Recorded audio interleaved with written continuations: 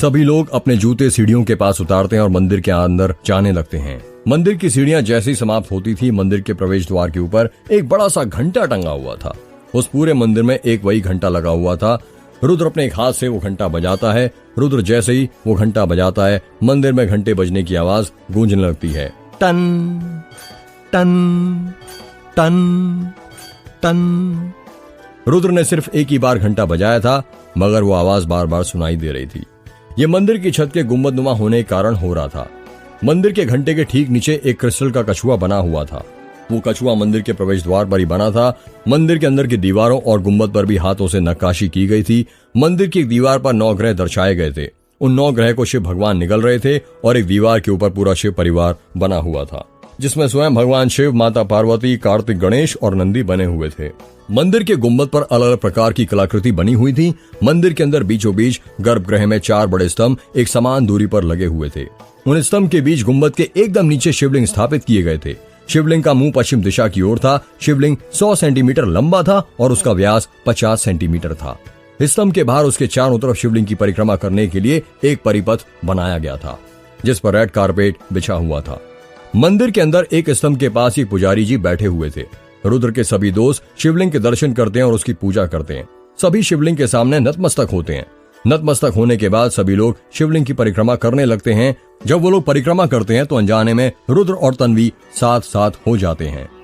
परिक्रमा करते वक्त अर्जुन देखता है कि परिक्रमा पथ पर गणेश भगवान की एक मूर्ति रखी हुई थी, जिसका मुंह उत्तर दिशा की ओर था।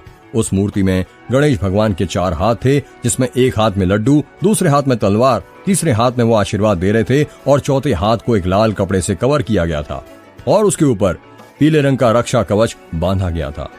अर्जुन को ये बात बहुत खटकती है।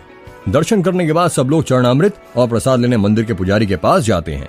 सभी लोग एक एक करके प्रसाद लेते हैं और मंदिर के अंदर घूमने लगते हैं। सभी का प्रसाद लेकर हो गया था कि सिर्फ अर्जुन बचा हुआ था। जब अर्जुन प्रसाद लेने जाता है तो पुजारी से पूछता है, पुजारी जी, क्या आप ही पंडित सुशालाचार्य हैं? अरे नहीं बेटा, तो फिर वो कहाँ हैं? पंडित सुशालाचार्य जी तो 12 ज्योतिर्लिंगों के दर्शन करने गए हैं। फिर जो हर महीने के आखिरी सोमवार को जो पूजा होती है वो कौन करता है? वो उनके शिष्य करते हैं। वो कहाँ हैं? वो अभी केदारनाथ गए हैं। इस महीने के आखिरी सोमवार तक आ जाएंगे। पर तुम ये सब क्यों पूछ रहे हो बेटा? वो मैंने राम काका से बहुत सुना था इन सब के बारे में, इसलिए एक बार देखने की इच्छा थी। अच्छा, वैसे क्या एक और बात पूछ सकता हूँ? हाँ पूछो ना। इस मंदिर में जो गणेश भगवान की मूर्ति रखी है, उसका एक हाथ कवर क्यों किया गया है? मैंने आज तक ऐसी मूर्ति नहीं देखी है कहीं। वो बेटा इसके पीछे एक रहस्य है। कैसा रहस्य पुजारी जी? बेटा वो रहस्य तो मुझे भी नहीं पता। वो रहस्य सिर्फ पंडित सुशालाचार्य और उनके 4 शिष्यों को ही पता है। अगर वो रहस्य मुझे पता भी होता तो फिर भी मैं तुम्हें नहीं बताता। ऐसा क्यों पुजारी जी? बेटा यदि वो रहस्य मैं तुम्हें बता देता तो तुम ही बताओ, या फिर वो रहस्य रहता क्या? अक्सर रहस्यमयी बातों को छुपा कर ही रखा जाता है। अपने मन में भी उनके बारे में नहीं सोचा जाता, वरना जिन्हें मन पढ़ना आता है वो उस रहस्य को जान लेते हैं। अच्छा ठीक है पुजारी जी, शुक्रिया आपका। अर्जुन अपना मन उदास कर लेता है और वहां से जाने लगता है। तभी पुजारी जी कहते हैं, एक बात बताऊं बेटा? हाँ बताइए ना पुजारी जी। अर्जुन ने पीछे पलटते हुए कहा, मुझे नहीं पता भगवान गणेश की मूर्ति में क्या खास बात है। मैं भी यहाँ 2 साल पहले ही आया हूँ, पर इससे पहले जो यहाँ पर पुजारी थे जो मंदिर की देखरेख करते थे, उन्होंने बताया था कि यही गणेश भगवान बलमा टोला और दास गांव वालों की मेघगांव की चुड़ैल से रक्षा कर रहे हैं। इन्हीं ने उसे रोक कर रखा है। अगर ये ना होते तो मेघगांव की चुड़ैल कब के दरवाजे खोलकर आजाद हो जाती। अच्छा, शुक्रिया पुजारी जी आपका ये बात मुझे बताने के लिए। तन्वी मंदिर के अंदर बनी एक खिड़की से देखती है। वहां से मेघ मंदिर की चढ़ाई वाली पूरी पहाड़ी नजर आ रही थी। वो दृश्य बहुत ही सुंदर लग रहा था। थोड़ी देर बाद सभी लोग मंदिर से जाने लगते हैं। सब लोग वापस मंदिर की सीढ़ियां उतरने लगते हैं। तभी समीर कहता है, यार यहाँ तक इतनी दूर आए पर अभी तक एक भी फोटो साथ में नहीं खींची। रुको, सब लोगों की एक साथ एक ग्रुप सेल्फी ले आता हूँ। हाँ सही है, अनन्या ने कहा। सब लोग लाइन से आगे पीछे मंदिर की सीढ़ियों पर खड़े हो जाते हैं। समीर सबसे आगे जाता है, अपना मोबाइल निकालता है और सेल्फी लेने लगता है। समीर मोबाइल के कैमरे में देखता है कि अर्जुन कैमरे की तरफ नहीं देख रहा था, वो कोई दूसरी सोच में खोया हुआ था। तभी समीर कहता है, ओए अर्जुन, कहाँ किस सोच में खो गया यार? हमारे लेखक साहब कोई नई कहानी के बारे में सोच रहे हैं क्या बैठे बैठे?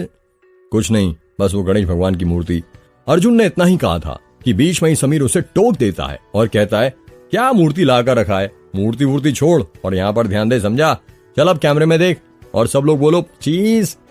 सब लोग एक साथ बोलते हैं क्लिक क्लिक। फोटो खींचने की आवाज आती है। अजय गोंदिया स्टेशन पर पहुंच गया था और वहां पर अनाउंसमेंट हो रही थी। चावल नगरी में आपका स्वागत है।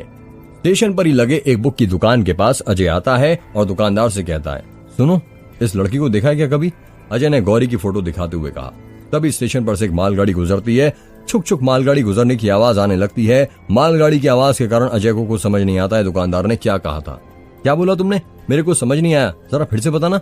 इस लड़की को कहीं देखा है क्या? अजय ने कहा। नहीं साहब, नहीं देखा है। दुकानदार ने बिना फोटो को देखे अपनी किताबों को जमाते हुए कहा। पहले फोटो तो देख लो यार, सीधे हवालात में देखोगे। सॉरी साहब, अभी देखता हूँ। दुकानदार फोटो को अपने हाथ में लेता है और कहता है, नहीं साहब, नहीं देखा। कुछ याद करने की कोशिश करो, शायद याद आ जाए। सुना है खिलौने बेचा करती थी यहाँ पर? नहीं साहब, मैंने तो उसे पहले कभी नहीं देखा। 20 साल से यहीं पर दुकान है मेरी। कौन स्टेशन पर क्या बेच रहा है, कितना कमाता है, पुलिस वालों को कितना हफ्ता देता है, सब खबर रखता हूँ मैं। अच्छा ठीक है। अजय स्टेशन की हर स्टॉल पर गौरी के बारे में पूछने लगता है, पर उसे गौरी के बारे में कुछ पता नहीं चलता। रुद्र और उसके दोस्त लोग गोंदिया स्टेशन पर पहुंच जाते हैं।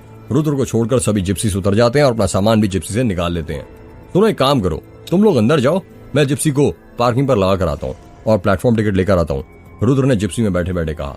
हाँ ठीक है, पीयूष ने कहा। रुद्र को छोड़कर सभी लोग गोंदिया स्टेशन के अंदर चले जाते हैं और रुद्र जिप्सी चालू कर जिप्सी को पार्किंग में लगाने चला जाता है। अजय ने स्टेशन की सभी दुकानों पर गौरी के बारे में पूछ लिया, पर उसके हाथ में सिवाय नाकामी के कुछ नहीं लगा था। अजय उम्मीद हारकर गोंदिया स्टेशन के बाहर निकल जाता है। रुद्र ने प्लेटफॉर्म टिकट ले ली थी और वो स्टेशन के अंदर चला जाता है। जब वो स्टेशन के अंदर घुसता है तो देखता है स्टेशन पर बहुत भीड़ लगी हुई थी। ट्रेन की अनाउंसमेंट की आवाजें सुनाई दे रही थी। यात्रीगण कृपया ध्यान दें, गाड़ी नंबर 1593 बिलासपुर नागपुर पन्ना झांसी जाने वाली बिलासपुर एक्सप्रेस प्लेटफॉर्म नंबर 2 पर कुछ ही समय में आ रही है। चाय चाय, गर्मा गर्म चाय, 20 के पास समोसे, 20 के पास हर मल 10 रुपए। स्टेशन पर अलग अलग आवाजें सुनाई दे रही थी। रुद्र अपने दोस्तों को प्लेटफॉर्म नंबर 1 पर ढूंढने लगता है। वो पूरा प्लेटफॉर्म घूम लेता है, पर उसे उसके दोस्त कहीं नजर नहीं आते। तो वो अर्जुन को कॉल करता है। हेलो, हाँ अर्जुन, कहाँ पर हो तुम लोग? मुझे दिख क्यों नहीं रहे हो? यार हम लोग यही प्लेटफॉर्म पर ही तो हैं। अरे यहाँ पर कहाँ पर? कौन से प्लेटफॉर्म नंबर पर हो तुम? ये प्लेटफॉर्म नंबर 3 पर हैं। यार तो वहां पर क्या कर रहे हो? तुम्हारी ट्रेन तो प्लेटफॉर्म नंबर 1 पर आने वाली है ना। क्या पर पीयूष ने तो कहा था कि प्लेटफॉर्म नंबर 3 पर आएगी। यार वो तो बेवकूफ है, पढ़ा लिखा अनपढ़ कहीं का। पर तुम लोग तो समझदार हो ना, एक बार स्टेशन का बोर्ड या अपनी टिकट पर देख लेते। यार ये पीयूष ने स्टेशन के बोर्ड पर ही पढ़ा था, लगता है साले ने गलत ट्रेन देख ली। चल अब ये सब छोड़ और जल्दी से सबको लेकर प्लेटफॉर्म नंबर 1 पर आ जा। 15 मिनट में तुम्हारी ट्रेन आ रही है। हाँ भाई अभी आते हैं। इतना कहकर अर्जुन फोन कट कर देता है। रुद्र प्लेटफॉर्म नंबर 1 पर बनी एक बेंच पर जाकर बैठ जाता है और अपने दोस्तों का इंतजार करने लगता है। रुद्र के हाथ में 3 प्लेटफॉर्म की टिकट थी। उस प्लेटफॉर्म टिकट को देखते देखते रुद्र अपनी पुरानी यादों में खो जाता है और उसको याद आता है कि वो पल जब तन्वी उसको भोपाल स्टेशन पर छोड़ने आया करती थी। उसको याद आता है जब उसके कॉलेज का 6th सेमेस्टर खत्म हुआ था और तन्वी उसे स्टेशन पर छोड़ने के लिए आई थी। रुद्र प्लीज मत जाओ ना, तन्वी ने रुद्र का हाथ पकड़ते हुए कहा। तन्वी जाना ही पड़ेगा। अरे ये क्या, मैं तो तुम्हारे लिए प्लेटफॉर्म टिकट लेना ही भूल गया, मैं अभी लेकर आता हूँ। रुद्र उसकी कोई जरूरत नहीं है। क्यों? मैं क्या करूंगी लेकर? अगर टीसी आ गया तो कह दूंगी मेरा पति मुझे अकेला छोड़कर चला गया। अच्छा, और पति कौन है? तुम। और कौन? तन्वी तुम ना मरवाओगी एक दिन मुझे। रुद्र ने हंसते हुए कहा। यहीं पर रुको, मैं भी तुम्हारे लिए प्लेटफॉर्म टिकट लेकर आता हूँ। रुकी तो हुई हूँ। रुद्र तुम भी रुक जाओ ना, और प्लीज इस बार मत जाओ। तन्वी ये क्या है, जब से मत जाओ लाकर रखा है। रूम पर भी पैकिंग करते हो तुम यही कह रही थी कि मत जाओ। बस मैं भी यही कह रही थी कि मत जाओ, और अब यहाँ स्टेशन पर भी तुमने यही रेट लगा रखी है मत जाओ। आखिर तुम क्यों रोक रही हो मुझे? पता नहीं रुद्र, इस बार मुझे बहुत अजीब लग रहा है।